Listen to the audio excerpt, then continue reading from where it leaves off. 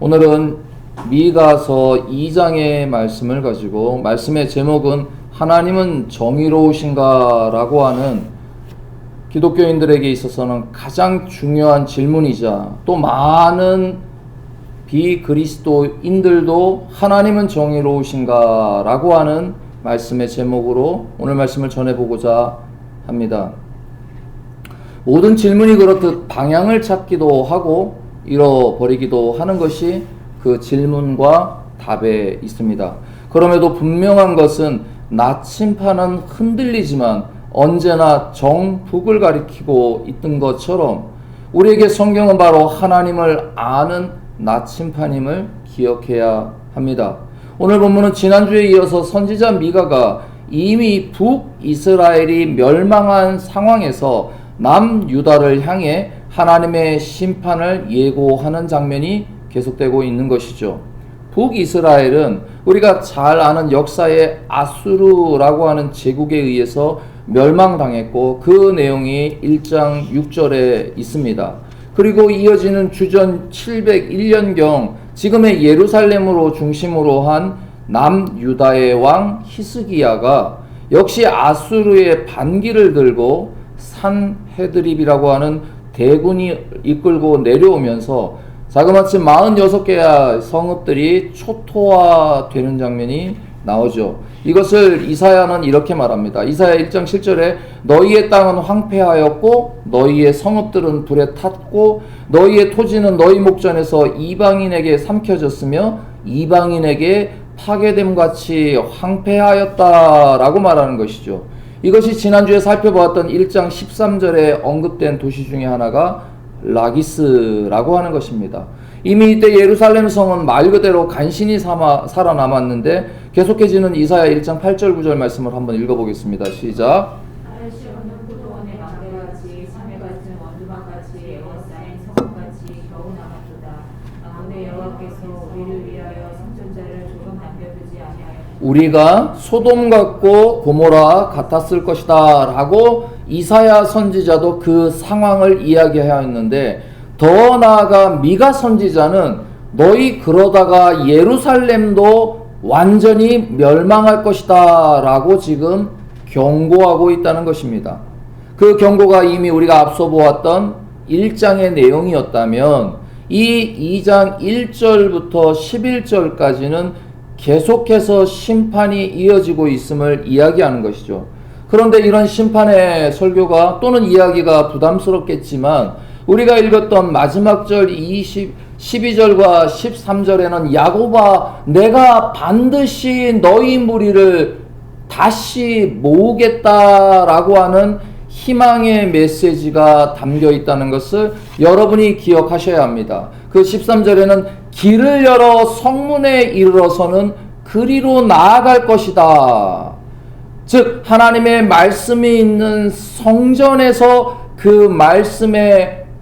말씀을 들으니 회복된다라는 의미를 가지고 있죠. 여러분 생각해 보시면 지금 성전은 오히려 멸망당할 상황이고 성전에서 하나님의 말씀은 나와야 하는데 그 말씀은 밖에 있는 미가 선지자를 통하여 전해지고 있다는 것입니다.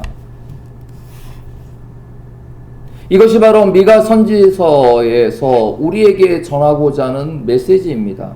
심판이 아무리 우리의 귀를 또 우리의 불편하게 한다 할지라도 오늘 본문에 있었던 12절 13절의 회복의 메시지를 잊어버리지 마시기를 부탁을 드리는 것입니다. 이것은 여기에서만 끝나지 않고 앞으로 만나게 될 미가서 5장에 가면 이런 말씀이 있는데요. 제가 새 번역으로 드렸습니다. 잘 아는 구절이죠. 한번 읽어보겠습니다. 시작.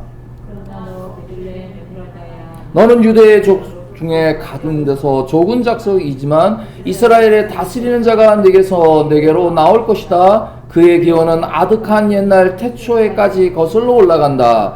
그러므로 주님께서는 해산하는 여인이 아흘을 낳을 때까지 당신의 백성을 원수에게서 그대로 맡겨두실 것이다.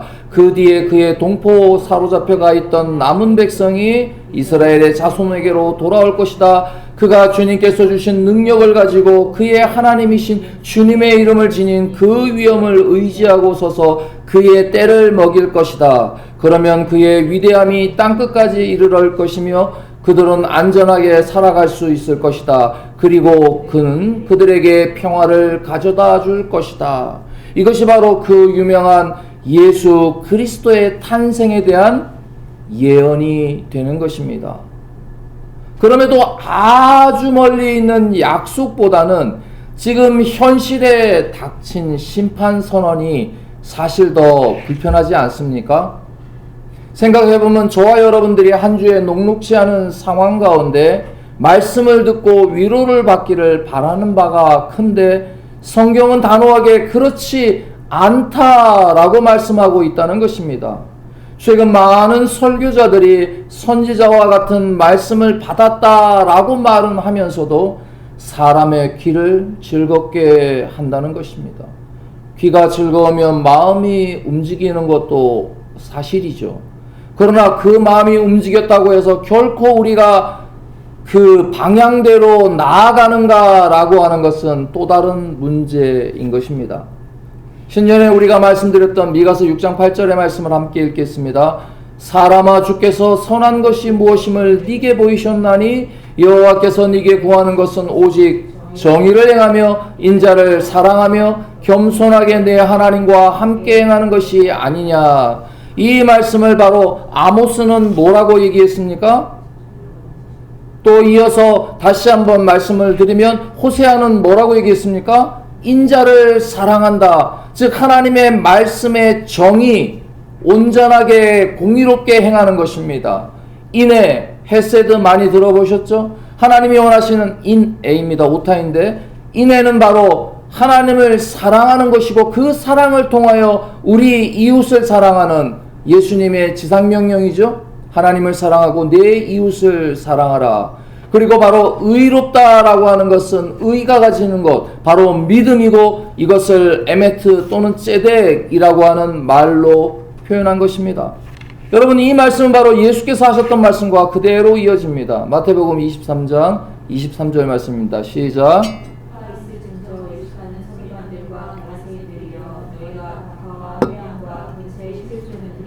율법에 더 중요한 바 정의와 긍휼과 믿음은 저버렸도다. 이것을 말하는 것입니다. 그래서 예수님은 이것도 행하고 저것도 버리지 말아야 할지니라고 말씀하신 것입니다. 오늘 본문은 계속해서 바로 부유층 지도자들과 그들과 결탁한 종교 지도자들의 타락을 적나라하게 드러내고 고발합니다. 이 고발의 내용은 바로 하나님께서 선하시다라고 하는 것이 공의로움으로 드러났는데 그 공의를 보니까 우리 하나님은 선하신 분이다라는 것을 아는 것이죠. 그런데 바로 1절부터 3절까지 그 공의를 저버렸다는 것입니다. 그 방법이 무엇이냐고 하면 2장 1절과 2절을 한번 읽어볼까요? 시작. 그들이 침상에서 죄를 꾀하며 악을 꾸미고 날이 밝으면 그 손에 힘이 있으므로 그것을 행하는 자는 화 있을진저 밭들을 탐하여 빼앗고 집들을 탐하여 차지하니 그들이 남자와 그의 집과 사람과 그의 산업을 강탈하도다. 여기에 보면 꾀하다, 생각하다. 2절에 보면 그것을 어떻게 한다고요? 계획하다라고 하는 말이 하샤브라고 하는 말입니다. 여러분들 하샤브 다음에 악을 나타내는 단어가 라라는 표현입니다. 그러니까 하샤브 해서 라 했다. 즉 꾀해서 악을 이렇게 표현하는 것입니다. 이것이 반복적으로 나오는데 즉 우리가 말할 때 경영 말씀 들어보셨죠? 그렇죠? 격리할 때 경영한다라고 하는 말이 바로 이 계획하다라는 뜻입니다. 즉 다시 말해서 이들이 잠자기 전에 그것을 머릿속으로 계획한다는 겁니다. 하샤브 했다라는 것입니다. 꾀를 내었다라고 하는 것입니다. 악을 꾸몄다. 다시 라 했다. 악을 하샤브했다라는 것을 말씀을 드린 겁니다. 왜 제가 이렇게 용어를 계속 반복하느냐면 똑같이 하나님께서도 그렇게 해? 오케이. 나도 너에게 하샤브라 하겠다 이런 뜻입니다. 마치 단어를 갖고 노는 것처럼 말하는 거죠. 네가 경영하겠다. 나도 너를 경영하겠다. 그것이 무엇입니까? 바로 이방 민족을 통해서 너를 진멸하겠다라는 뜻이 되는 것입니다. 2절에 밭들을 빼앗고 탐하여 차지하고 그들의 산업을 강탈했다. 여러분 이 표현을 보시면 마치 칼을 이용해서 내놔 안 그러면 너 죽일 거야 이렇게 강탈하는 것처럼 보이지만 본문의 말씀은 이사야서 5장 8절에도 이렇게 말하고 있습니다. 한번 읽어볼까요? 시작. 가옥에 가옥을 이으며 전토에 전토를 더하여 빈틈이 없도록 하고 이 땅 가운데서 홀로 거주하려 하는 자들은 화 있을진저. 이게 무슨 말입니까? 집 위에 집을 지었다. 1층 짓고 2층 지어서 결국은 아파트 지었다는 얘기입니다. 밭들을 붙여서 계속 촘촘하게 지었다는 것입니다. 너 혼자 사는 것처럼 그렇게 행동했다는 것입니다. 이웃을 생각하지 않고 그것 때문에 살아가는 사람을 생각하지 않고 이것이 경영이잖아요.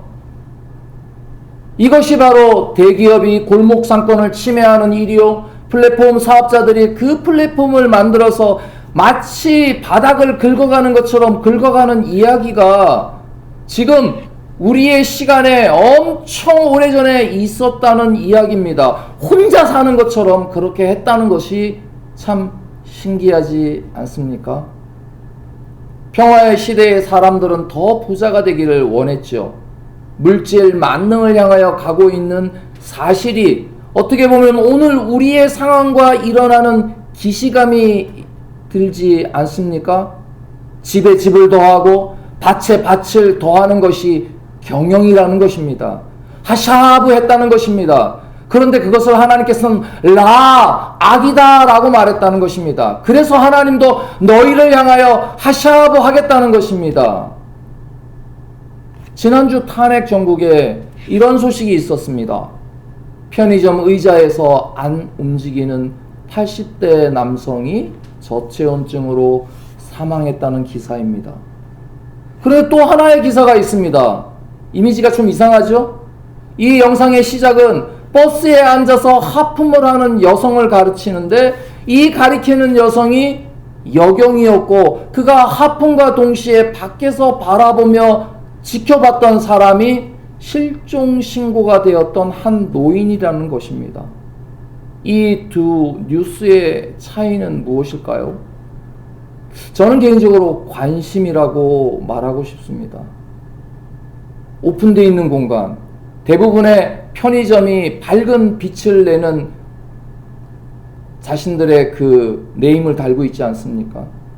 그런데 그 장소에서 밤을 지내도록 관심을 받지 못한 노인은 돌아가셨지만 어떤 여자는 그냥 지나가는 버스 안에서 자신의 피곤함 때문에 하품을 하지만 그 눈길에 사로잡힌 사람이 실종되었던 사람이라 그 정보를 경찰은 알고 있었겠죠.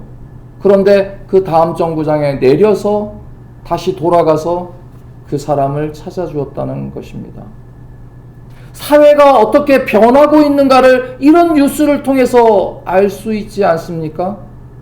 당시에도 부유층 그리고 이들이 결탁한 종교 지도자들이 그랬다는 것입니다. 사회를 병들게 했다는 것입니다. 그 결과 하나님이 진노하신다는 것입니다. 본문에 바로 이런 상황을 자신들의 경영을 통하여 밭을 빼앗는 것을 하나님께서는 마치 아수르가 침공해 와서 너희의 밭을 빼앗는 것으로 말씀하신다라는 것이 오늘 본문의 의도인 것이죠. 우리 사회는 계속해서 돈을 중심으로 양극화되어 가고 있고 그 경계선상에 서 있습니다.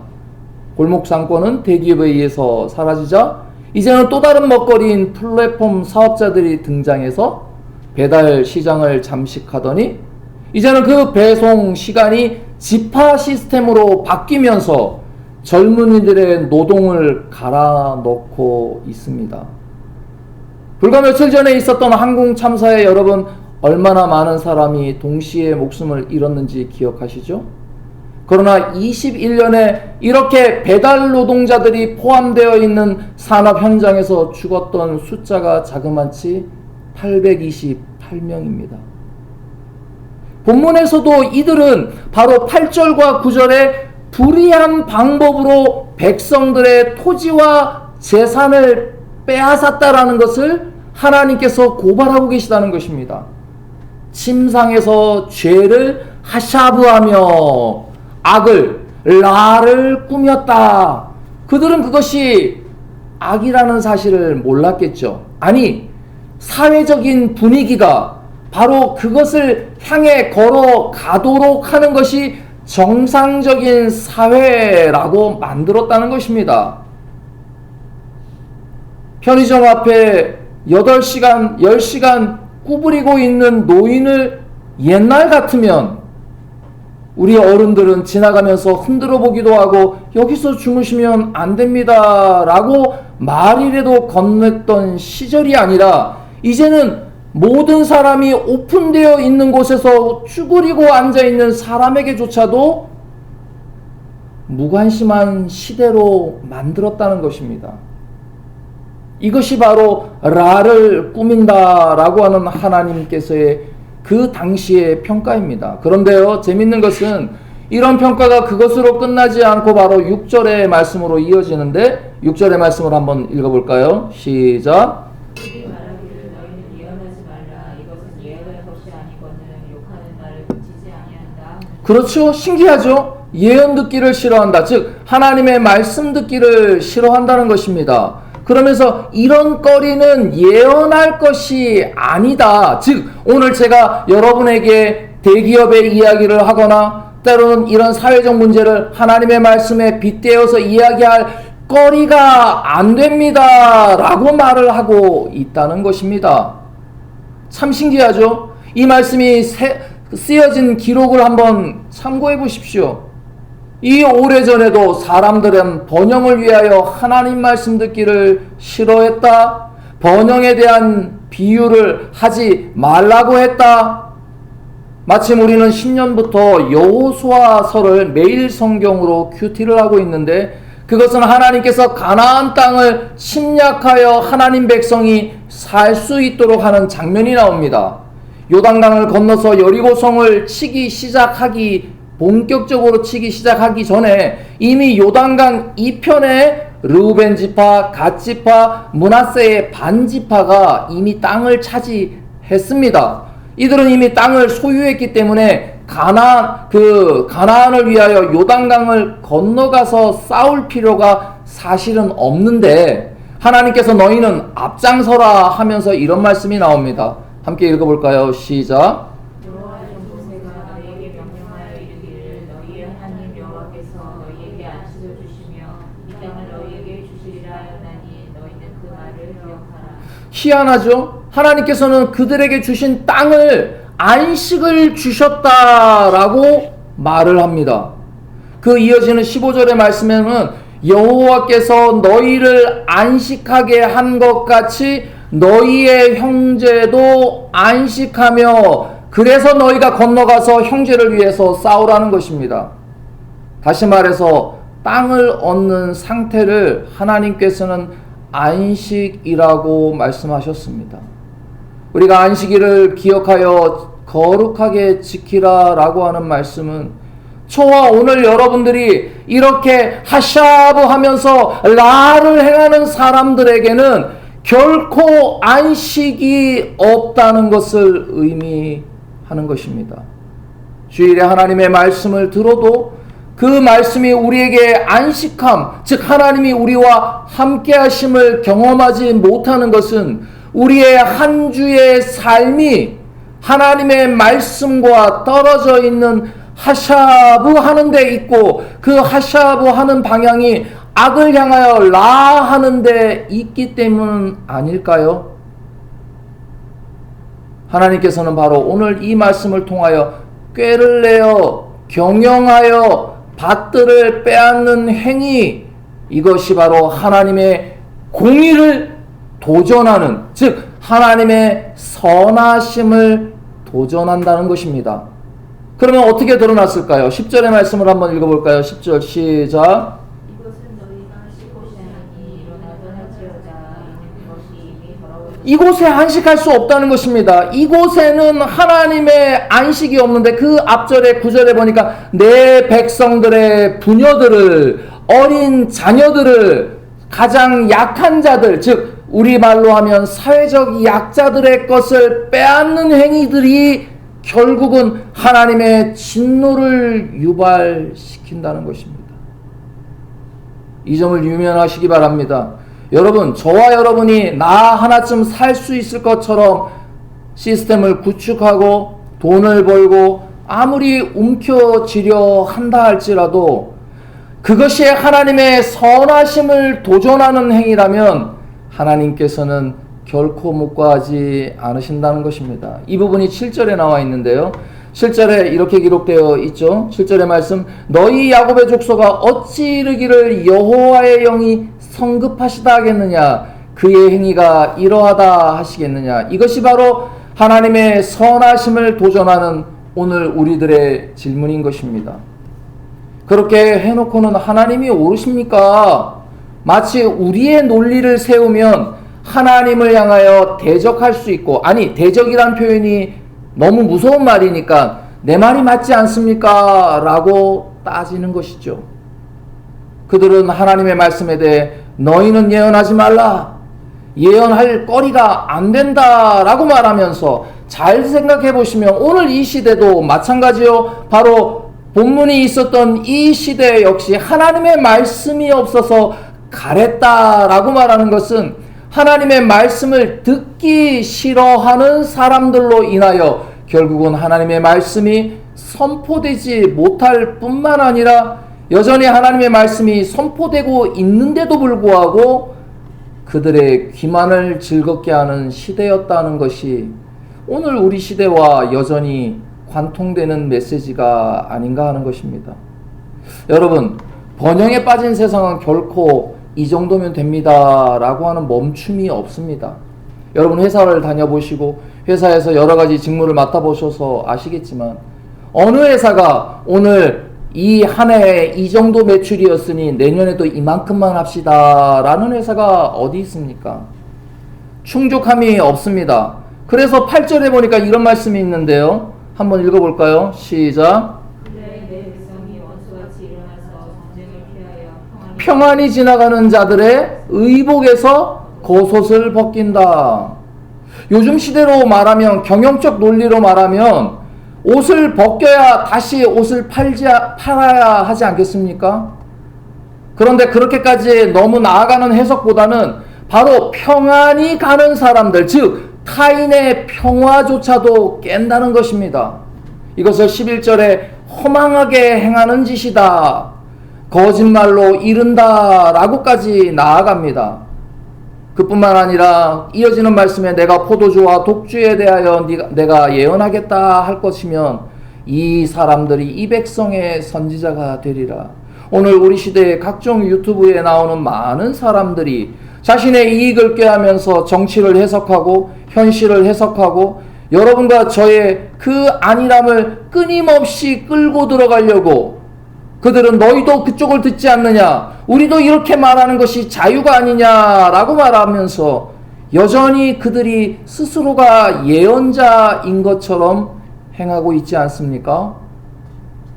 이 말씀 1절을 다시 한번 생각해 보십시오. 그들이 침상에서 라를 하샤부 하면 하나님께서도 너희들에 대하여 하샤부 하겠다는 것입니다. 이 말씀은 구약의 말씀으로만 끝나는 것이 아니죠. 야고보서 4장 13절 14절에 이렇게 말합니다. 시작. 그러나 너희 중에 말하기를 오늘이나 내일이나 우리가 어떤 도시에 가서 거기서 1년을 머물며 장사하여 이익을 보리라 하는 자들아, 내가 이를 너희가 알지 못하느니라. 너희 생명이 무엇이냐? 너희는 잠깐 보이다가 없어지는 안개라. 여러분 잘 생각해 보시면 구약의 말씀이 더 셉니까? 지금 야고보 사도의 말이 더 셉니까? 우리는 구약의 말씀이 더 뜨겁고 불편하게 느껴지지만 신약은 더 무섭습니다. 너 내일 죽으면 무슨 소용이야? 대놓고 우리의 죽음을 이야기하지 않습니까? 그런데도 우리는 구약의 메시지가 더 불편하게 느껴지죠. 아닙니다.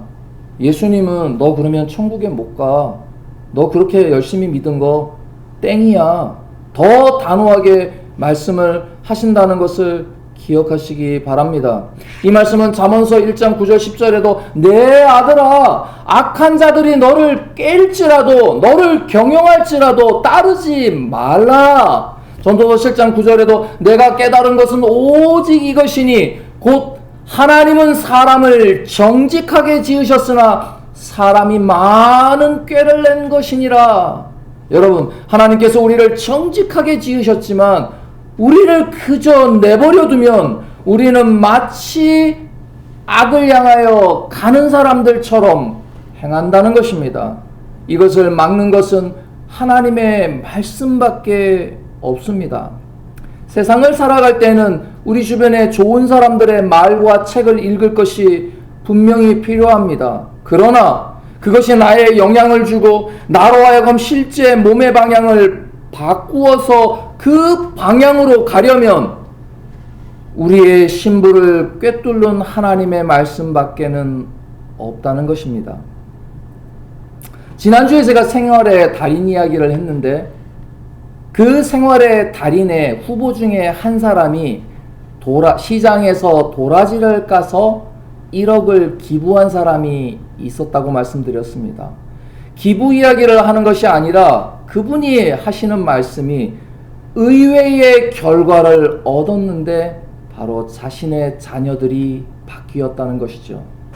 그 전까지는 시장에서 장사하는 엄마를 부끄러워했고 엄마의 하는 행동에 대해서 못마땅하게 했던 자녀들이 엄마의 이런 행위와 사람들이 그런 행동을 통하여 그를 칭찬하는 모습을 보며 우리 엄마가 얼마나 대단한 사람인가를 깨닫게 되자 이 자녀들의 행동이 바뀌었다는 것입니다.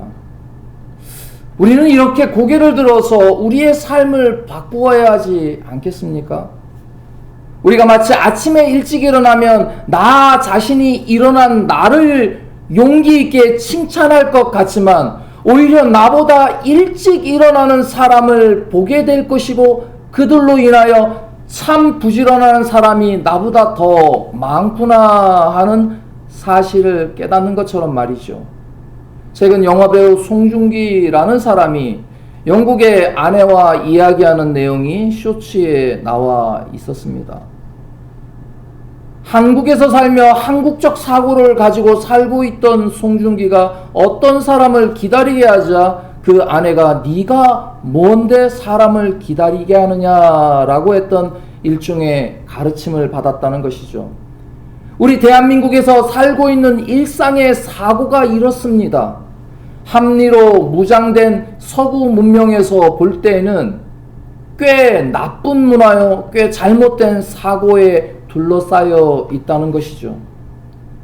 우리가 무엇을 통해서 이것을 알 수 있습니까? 그래서 지금은 세계화로 나아가고 세계의 많은 사람들을 만나야 한다라고 말하지만 그 또한도 방법이겠지만 오늘 우리는 이 오래전에 있었던 이 메시지가 여전히 그 시공을 뚫고 여전히 오늘 우리 삶에도 이보다 더한 세상을 살고 있지 않습니까? 다시 말해서 하나님의 말씀이 우리 삶에 영향을 주고 드러나야 한다는 것입니다. 우리는 그 노인을 향하여 찾아가서 흔들어 주지는 못할지언정 우리는 바로 그렇게 사명감을 가지고 있는 경찰에게 그 사람이 사람을 구원해 듣듯 그 사람에게 신고하고 그 사람에게 도움을 요청할 수 있을 정도는 되어야 되지 않겠습니까? 하나님의 심판은 하나님의 선하심을 무시하고 마치 태양이 내려오는 이 태양빛도 가두어 버려서 자신의 이익을 취하여 그래도 여름에는 따뜻하게 살고 그래도 여름에는 옷 한 장으로 살아도 되는 사람들에게 다시 겨울을 만드는 것처럼 해서는 안 된다는 것입니다. 하나님이 선하시냐고 따지고 묻는 것이 신앙이 아니라 하나님의 선을 경험하지 못한 우리 자신을 끄집어 놓고 하나님의 선하심과 함께하는 것입니다. 저와 여러분의 삶의 시선을 돌이켜 보십시오. 어느 날 실수로 끄지 않았던 불이 번지지 않았던 날들이 있었을 테고, 어느 날은 위험한 운전에 조금이라도 늦었더라면 아니면 빨랐더라면 그 사고에 노출될 위험성도 있는 것이 우리의 삶 아닙니까? 내가 통제하고 부여잡고 애쓰는 것은 저와 여러분 모두가 같습니다. 그러나 어찌 모든 것을 통제하고 그렇게 하지 않을 수 있겠습니까? 미래에 대한 불안함 때문에 부여잡고 그것을 애쓰는 것은 우리 모두가 같지만, 그럼에도 이것을 하나님께 맡기려고 하는 우리의 마음의 출발, 그리고 하나님께서는 선하시다라고 하는 하나님의 선하심을 오늘 우리 삶의 공의를 이루어가는 장면에서, 그 공의를 이루는 것이 법적인 조치가 중요한 것이 아니라 사람을 향한 사랑, 즉 인애를 드러내는 모습으로 말미암을 때야 비로소 우리의 삶이 살아갈 만하다라고 말하지 않겠습니까? 여러분이 살아가는 세상은 살만한 세상입니까? 그것은 여러분 스스로에게 던지는 질문이요. 여러분은 하나님의 선하심을 바라볼 때 그 결과에 따라 여러분의 중심이 되는 삶의 방향은 좋기도 하고 나쁘기도 하는 둘 중에 하나일 것입니다. 아니면 아직은 선택하지 못했지만 어떤 방향으로 가고 있는지는 누구보다도 여러분 스스로가 잘 알 것입니다. 하나님은 선하십니다. 그 선하신 빛이 오늘도 여전히 저와 여러분을 이 겨울의 태양처럼 내리쬐고 있다는 사실을 기억하시는 기쁨의 한 주가 되시기를 주님의 이름으로 축복합니다. 아멘.